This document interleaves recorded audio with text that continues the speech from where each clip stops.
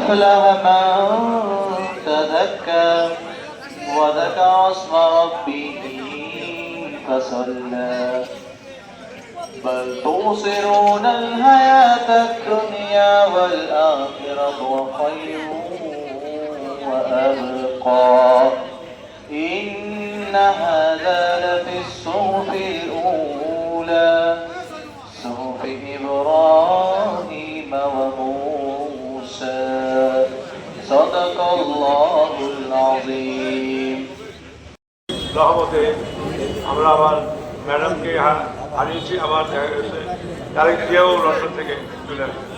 এটা আল্লাহর একটা ইশারা, তাকে আসতে দেবে না, কত ঝামেলা কত দাবি করছে। আর আওয়ামী লীগ শেখ হাসিনা তার অত্যাচার অবিচারে ঢাকা জেলের মধ্যে একটা জায়গায় সেখানে 10-12 লোক থাকে। দেশে বেগম খালেদা তখনই সাথে গ্রাউন্ড ওয়ার্ল্ড ওয়ার খসে পড়া এরকম একটা জায়গা আছে, ভালো জায়গা নয়। এবং সেই জেলখানাটা এখন শূন্য, ম্যাডাম একা আসার এরকম একটা অবস্থার মধ্যে ম্যাডামকে তারা রাখছেন, বিদেশে করতে যায় নাই। এবং ওদের আমি বিবিসিতে একটা সাক্ষাৎকারে দেখলাম, সেখানে পুত্র জয় বলছেন তাকে আমরাই অনিষ্ট করেছি। প্রথমত একটা রোগ শোক ট্রিটমেন্ট করবে কেন? রোগ শোকের ট্রিটমেন্ট সে পায় না, কারণ তারা তাকে সঠিক ডাক্তারের কাছে নিতে দেয় না এবং সঠিকভাবে তারা বিদেশে ট্রিটমেন্ট করতে দেয় না। অথচ আমরা এরকম অনেক নথির কথা উল্লেখ করছি, যার সময় রবকে রহমান জার্মানি পাঠানোর ব্যবস্থা করেছে। মানুষের এই মেয়েটি গ্রাউন্ডটি লোকসভের উপরে দেওয়ার কোনো বড় ব্যাপার থাকে না, কিন্তু এই সরকার তাকে প্রতিহিংসা পছন্দ তাকে শেষ করে দেওয়ার জন্য বিভিন্নভাবে চিন্তা ভাবনা করছে। তারা শেখ হাসিনা মনে করেছেন যে আমি যা করবো এই বিএনপি থাকবেও না, বিএনপি জিয়া রহমানের মাজারে কবরটা উঠেই যে কোনো সময় নিয়ে যেতে পারে। আমাদের ধারণা ছিল সব কিছু পারে, খালেদা জিয়াকে বাড়ি থেকে বের করে দিচ্ছে, তারেক রহমানকে পুস্তিকা লেখায় বিদেশে পাঠিয়ে দিচ্ছে, আসতে পারবে না, আমি একাই সব রাজত্ব করবো। রাজনীতির মালিক হচ্ছে আল্লাহ তাআলা। আপনারা বিশ্বাস করেন? মানুষ সব মোনাজাত করেছিলেন আপনারা আবাবিল পাখির জন্য। আবাবিল পাখির কথা আমরা জানি যে সূরা ফিল, যে আবাবিলরা কি আছে, যে হুজুরা রাজা মহারাজারা আবার এই কাবা শরীফ ধ্বংস করার জন্য আসতেছে, আল্লাহ তাআলা আবাবিল পাখি দিচ্ছে এবং আবাবিল পাখিরাই হাতি ঘোড়ার সেই যে বাহিনী ছিল, বাহিনী কিন্তু তছনছ করে দিচ্ছে। সবাই আমরা দেখলাম যে এই আবাবিলটাকে বলে, কারণ ওদের তো আলেমুল্লাহরা নামাজ বাপিলও করতে পারছে না, এরকম একটা অবস্থা ছিল।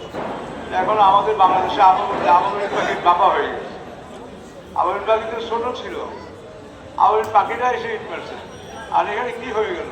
নিজেই পড়ায় ফুল পায় না, গোষ্ঠী গেছি শুনতে বলেছে, যত উত্তরের দিকে দিচ্ছে আর হ্যামল্লিক সব উত্তরের দিকে বসেছে, এখানে বসে এমপি, এখানে বসে মেয়র, এখানে বসে সব আধা হ্যামল্লিক, খালি টাকা বানাও, বাংলাদেশ ব্যাংকের টাকা সেই ফিলিপিনের জুয়ার বোর্ডে পাওয়া যায়। এইভাবে টাকা পয়সা লুট করছে এবং অত্যাচার অবিচারের যে চরম মুহূর্ত, আমি বলছি যে বাংলাদেশের হিস্ট্রি দেওয়া উচিত, কারণ গুয়াতেমালা জেলে হচ্ছে পৃথিবীর সবচেয়ে মারাত্মক জেল। সেই জেলের থেকেও আয়নাঘরতে ওই গুয়াতেমালার চেয়েও আয়নাঘরতে অনেক বেশি হার্মফুল হতে পারে। সেটা আপনারা দেখেন, একটা ছোট্ট জায়গার মধ্যে কেমনি মানুষ থাকে বছরের বছর, এইভাবে অত্যাচার করছে, ক্রসফায়ার করছে, মারা গেছে। অনেক লোকের ঠিকানা এখনো পায় না, অনেক পরিবারে গুম হওয়া লোকজনের জন্য এবার আইন পেয়েছে, কোনো আইন ছিল না। গুম হওয়ার লোকরা তাদের পরিবারকে ব্যাংক থেকে টাকা উঠাইতে পারে না, সংসার পরিচালনার জন্য এফডিআর ভাঙাইতে পারে না, কোনো জায়গায় কোনো জমি জমা রেজিস্ট্রি করতে পারে না, কারণ গুম হওয়া ব্যক্তিকে তো কেউ বলতে পারে না যে সে মারা গেছে, বলতে পারে না যে সে বিরাজ করতে পারে না যে সে মারা গেছে না বাচ্চা আছে। অনেক ঝামেলার মধ্যে আল্লাহ তাআলা দেশনেত্রী বেগম খালেদা জিয়াকে নিয়ে গেছেন। আমাদের আশা ছিল খালেদা জিয়াকে আমরা আরও কিছু সময় পাবো এবং বরিশালে আমরা আমাদের উন্নয়নের যোগান দিতে পারবো।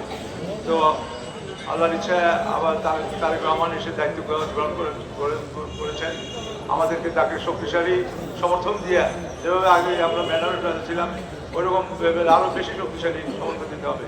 জাতীয়তাবাদী রাজনীতি পৃথিবী থেকে বাংলাদেশে তা বিচ্ছিন্ন নয়।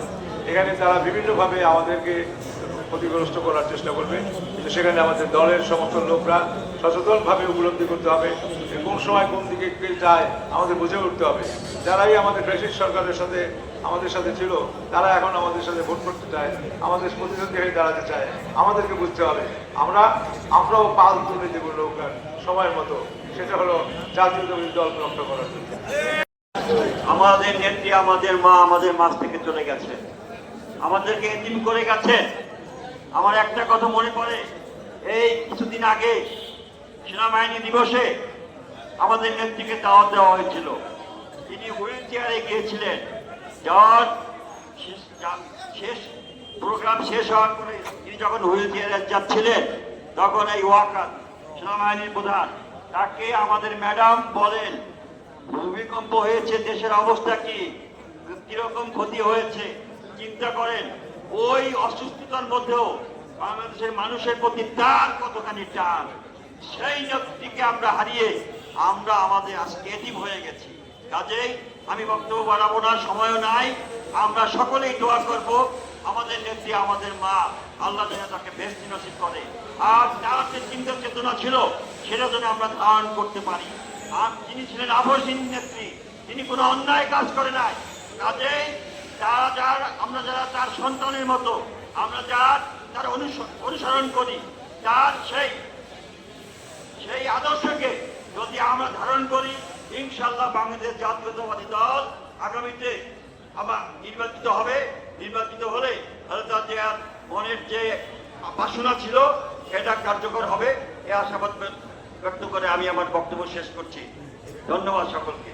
আসলে ব্যক্তির কথা বলতে গেলে অনেক বলতে হয়, সংক্ষিপ্ত করি। এই ব্যক্তি ছিলেন আমাদের স্বাধীনতার জন্য তিনি যতদিন জীবিত ছিলেন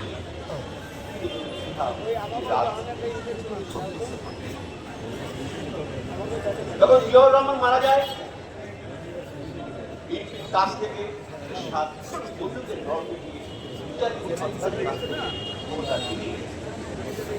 তারপরে বিএনপিকে ভাঙার জন্য ওই সরকারি সরকার বড় বড় মন্ত্রী বড় বড় নেতা বিএনপি সকলকে তারা জাতীয় পার্টি তারা জয়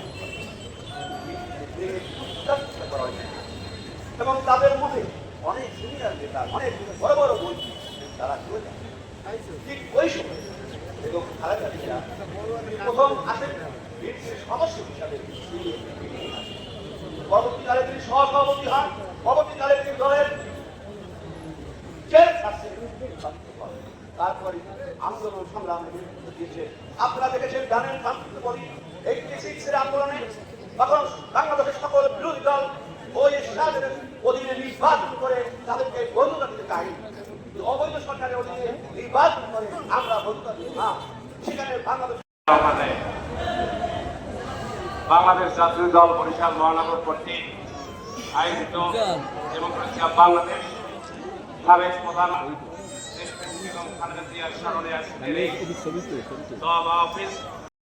জনাব জিয়াউদ্দিন শিকদার জিয়া ভাই সহ অঙ্গ সংগঠন এবং বিভিন্ন ওয়ার্ড থেকে আগত মহিলা দল সহ সবাইকে আমার সশ্রদ্ধ সালাম, আসসালামু আলাইকুম।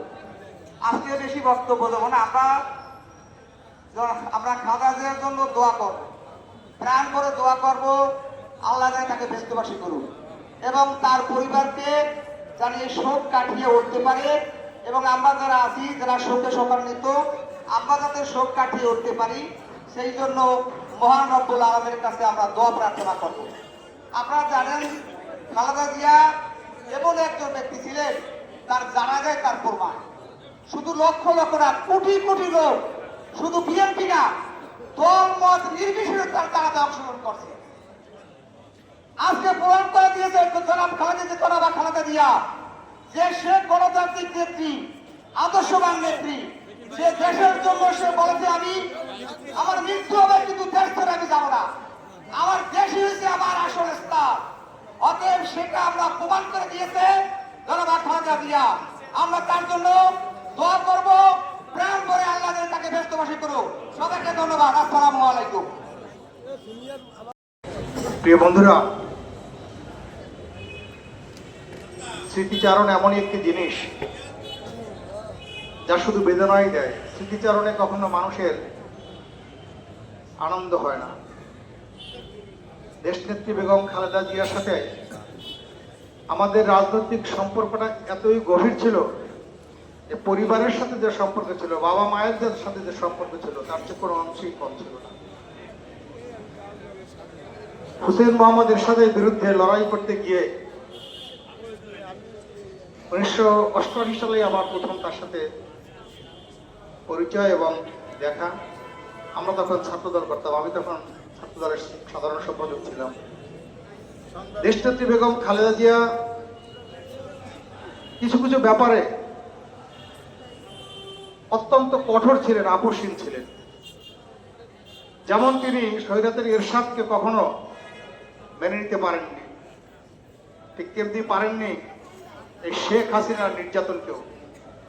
তিনি যদি চাইতেন শহীদ রাষ্ট্রপতি জিয়াউর রহমানের স্ত্রী হিসাবে রাষ্ট্রীয় অনেক সুযোগ সুবিধা নিয়ে আরাম আয়েশে দিন কাটাতে পারতেন, কিন্তু তিনি বেছে নিয়েছেন আন্দোলন সংগ্রামের একটি কণ্টাকাকীর্ণ পথ, যেই পথে কাটাই আছে, শুধু আরাম আয়েশ নেই।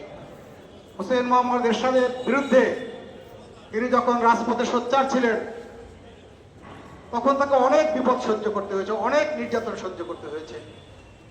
তারপর 1990-এর গণ অভ্যুত্থানের পর বাংলাদেশের মানুষ তাকে সেই ভালোবাসা উজাড় করে দিয়েছে। বাংলাদেশের মানুষ ভোট দিয়ে তাকে বাংলাদেশের প্রথম নারী প্রধানমন্ত্রী করেছিলেন।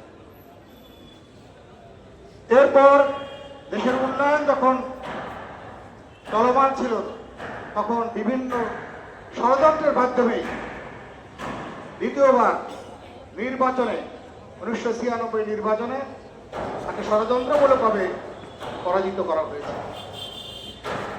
এরপরে আওয়ামী লীগ সরকার এসে বাংলাদেশের মানুষের উপরে যেমন নির্যাতন শুরু করেছিল, একইভাবে দেশনেত্রী বেগম খালেদা জিয়ার উপরও নির্যাতন শুরু করেছিল। আর সেই নির্যাতনের প্রতিবাদ করেই তিনি রাজপথে ছিলেন এবং জনগণ তাকে ভালোবেসে দ্বিতীয়বার আবার বাংলাদেশের সাথে ক্ষমতা দিয়েছিলেন। এর ধারাবাহিকতায় বন্ধুরা, ওয়ার্ডের সরকার এসে বাংলাদেশের গণতন্ত্রকে শেষ করে দিয়ে দেশনেত্রী বেগম খালেদা জিয়াকে গৃহবন্দী করেন এবং এক পর্যায়ে তার উপরে অমানসিক নির্যাতন করেন। দেশনেত্রী বেগম খালেদা জিয়ার উপরে মানসিক এবং শারীরিক নির্যাতন আপনারা জানেন, অনেকেই জানেন এবং বোঝেনও। তার শরীরে পয়জনিং করা হয়েছে। দেশনেত্রী বেগম খালেদা জিয়া এমনিতেই যতটুকু সুস্থ ছিলেন, তাতে এত সকালে তার মৃত্যুবরণ করার কথা না। বন্ধুরা, তার এই মৃত্যুর পিছনেও ষড়যন্ত্র ছিল, পয়জনিং করে তাকে হত্যা করা হয়েছে।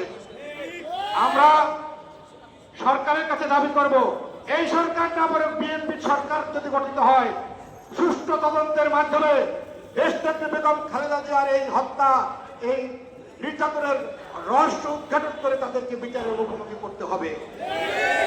বন্ধুরা, বক্তব্য দীর্ঘায়িত করবো না। দেশনেত্রী বেগম খালেদা জিয়ার প্রতি আবারও আমাদের শ্রদ্ধা, ভালোবাসা, সকল বিনিময়ে মহান রব্বুল আলামিনের কাছে আমরা ফরিয়াদ করি, দেশনেত্রী বেগম খালেদা জিয়াকে যেন জান্নাতের সর্বোচ্চ মাকাম জান্নাতুল ফেরদাউস দান করুন। এই আমাদের